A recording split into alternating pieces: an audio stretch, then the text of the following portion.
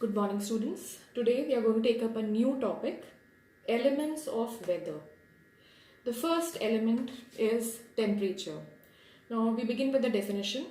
Temperature refers to the degree of hotness or coldness of the air, and it is measured by an instrument called thermometer. Now there are a number of factors on which temperature of a region is dependent.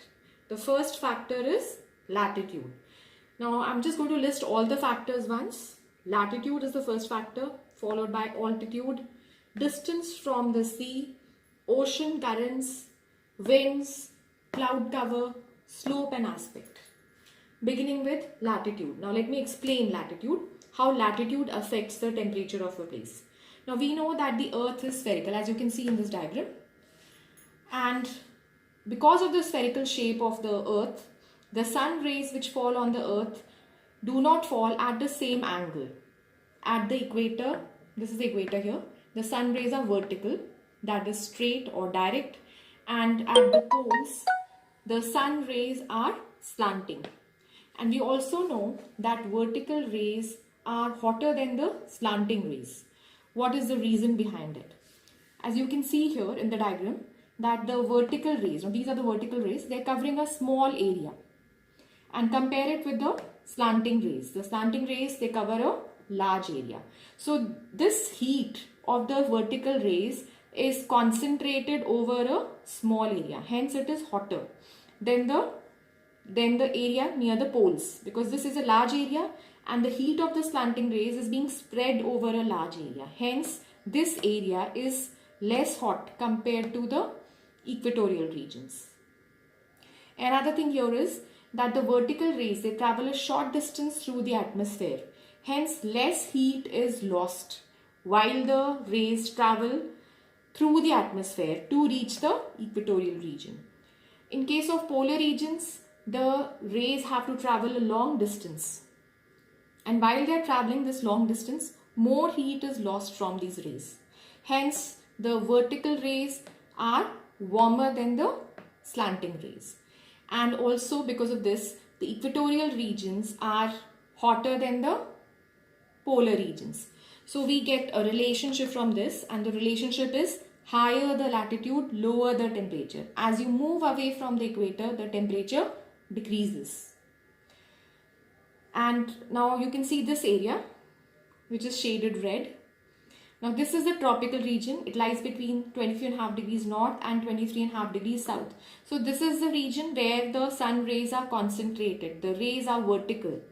So this is the region which gets vertical rays of the sun, and because of that the temperatures are very high.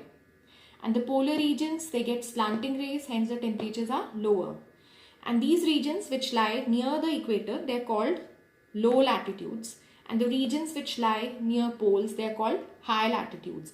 And why so? Because if you see this number here, this is the degree of latitude. It's 0 degrees for equator. And as you move away from the equator to the poles, the degrees, the number goes on increasing. Now if you see, the degree of poles is 90 degrees. So this is 90 degrees north, means this is the North Pole. So at the North Pole and the South Pole, the temperatures are very, very low because of the slanting rays. And what relationship have we deduced here?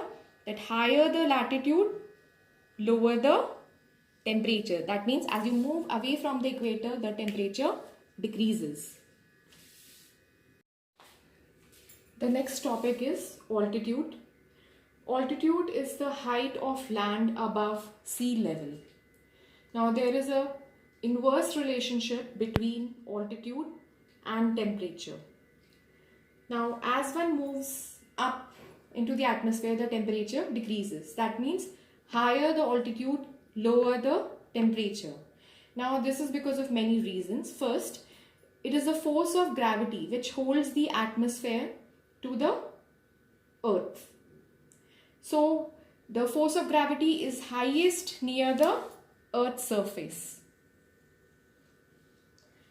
And because of this, what happens is that most of the air is concentrated in the lower layers of atmosphere, that is the troposphere. Now we have read this also in a chapter called atmosphere.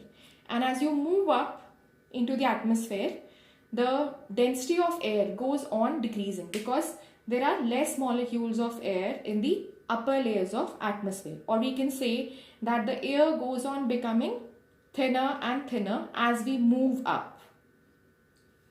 Now, why does this happen? It's because the gases which absorb heat, they are very heavy and they are found very close to the Earth's surface. It is these gases which retain heat. Hence, the lower layers of air retain more heat compared to the upper layers because the density of such gases which absorb heat is less in the upper layers of atmosphere compared to the lower layers. So as you go up, what happens? The temperature decreases by 1 degree Celsius for 165 meters of ascent. This is called the normal lapse rate, and this is because of the density of the air decreasing as you move up. So this is the relationship between altitude and temperature.